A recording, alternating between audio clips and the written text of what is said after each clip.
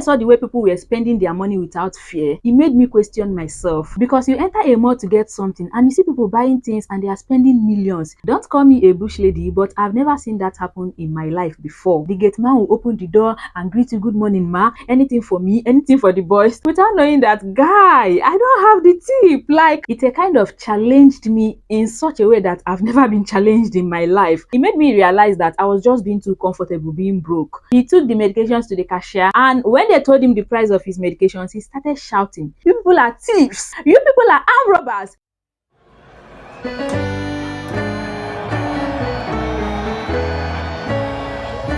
I'm not making this video to put anybody under any pressure, or to make one start feeling bad about where they live, or to make anyone start feeling like they are missing out by living in a particular area and by not living in a particular area. No guys, that's not the aim of today's video. I'm just making this video to tell you guys my experiences living in a rich neighborhood, how this has impacted my life, and what it can do for anybody, any young person that wants to live in a rich neighborhood. I'm a firm believer in one cutting one's coat according to one's size. I don't believe in fake life, I don't live a fake life, and I don't encourage people to live a fake life. Okay, so I needed to say this before I start this video so that it will serve as a disclaimer while I go into the video and start saying what I want to say. So the thing is that I've been reflecting a lot lately because my house rent will soon expire, and the landlord has actually told everybody to pack out once your house rent expires. It's not as if I was planning of renewing the rent anyway. So I've been thinking whether to rent another apartment in Lekki here where I currently live, or to move to the mainland in this Lagos, Nigeria, right? Because if you're in Nigeria, you know that house rents are actually more affordable on the mainland. And then considering the fact that I'm on a budget too, you guys already know the story, right? And I know that for me to get the type of apartment I'm looking for in this Lekki, it won't be anything less than 1 million naira. And I'm even talking of like one room self-con. But if I should go to the mainland, I'm sure that I can get a good one room self-con that should be around 600k or 700k. Please, if I'm wrong, correct me. If you're in Lagos and you stay on the mainland and you know about housing and housing prices very well, please tell me if I'm wrong, okay? Because I may be doing all these things based on speculations. I've not done any research yet, but I'm just assuming that houses are more affordable on the mainland than on the island. Because from the little research I've done on the island, that's in Lekki here, trying to find one room self-con, most of the houses I'm seeing are from 1M up. And then again, me being a content creator, I also want to rent the type of apartment that I would film my videos and not have to remove the background. So all this actually got me thinking, now that I'm about to move out, should I remain in Lekki or should I go to the mainland? And then I started thinking, what have I enjoyed living in Lekki so far? Because I've stayed in Lekki for like more than 1 year now. And if I should go to the mainland to look for an apartment and rent, what would I be missing that is in this Lekki that I will not get in the mainland? So that was actually what triggered me to film this video. I will start with when I was still working my 9-to-5 jobs. You know, as a pharmacist that has worked in both broke environment and rich environment, I can tell you guys categorically that the difference is very clear. You guys, when I was working in the broke neighborhood, that's in the broke environment, the customers and the clients that were coming into the pharmacy would stress you out.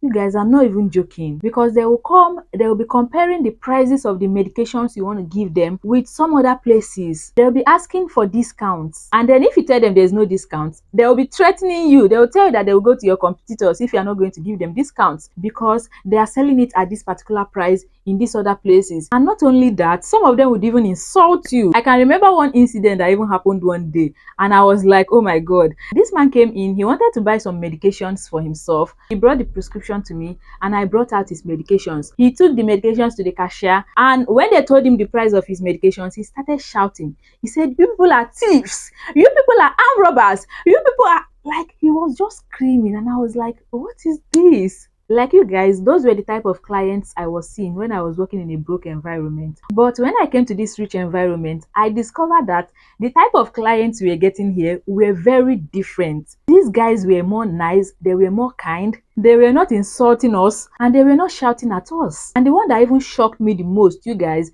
is that some of them, you give them their medications, tell them the price of their medications, and they'll be like, are you sure you're giving me the genuine ones? Are you sure these ones you are giving me would be effective?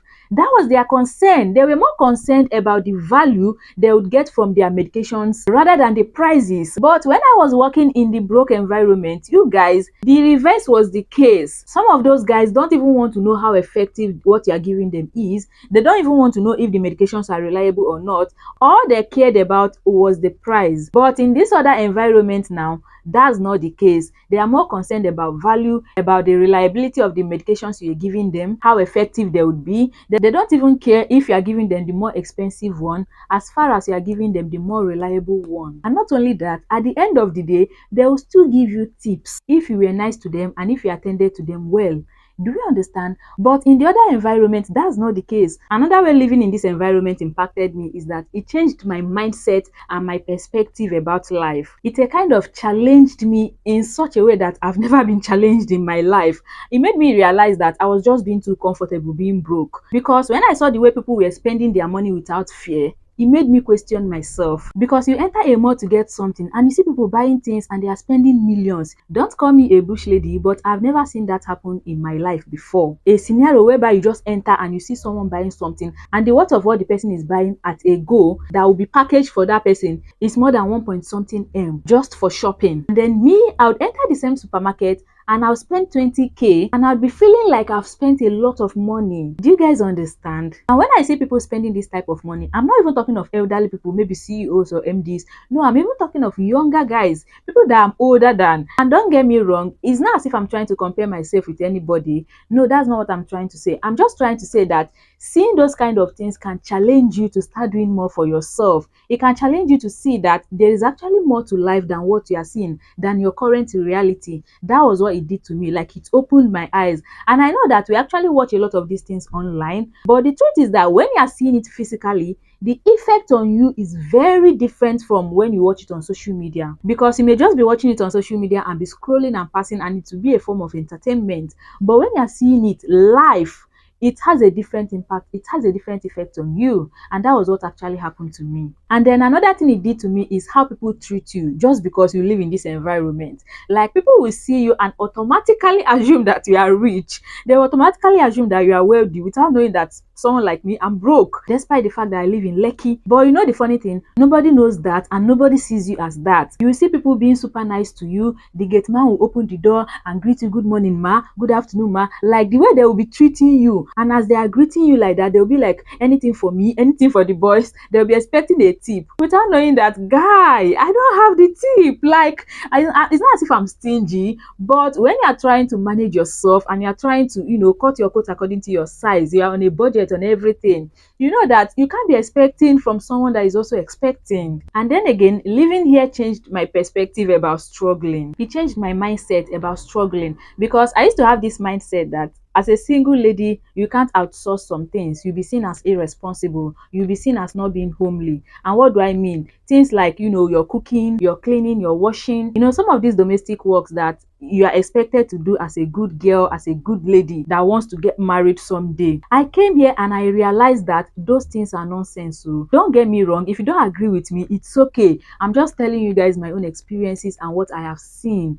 I came here and I saw that as a single lady, you can have your house help. You can outsource your washing if you don't like washing. You can outsource your cooking if you don't like cooking. And that you can also outsource your cleaning if you don't like cleaning your house. You mustn't necessarily be married with children and responsibilities before you get people to do those things for you, or before you outsource those things. I came here and I saw it and it changed my mindset. It made me see that you outsourcing those things doesn't make you irresponsible. It doesn't make you lazy, and it doesn't make you less of a wife material, as our people say it, especially for those of us in Nigeria, right? Because we have this mindset. I also had this mindset, but having stayed here, it changed that mindset. And I know that if I should get my finances together to some extent, I would still prefer to live in this type of environment, and I would want to outsource anything I want to outsource without feeling guilty about it. I don't know if I'm making sense. If I'm making sense, please tell me in the comment section. Give this video a thumbs up and check out one of these videos I have on the screen here. I'm sure you'd find one of them helpful as well. Thank you so much for watching, and see you in my next video. I love you. Bye.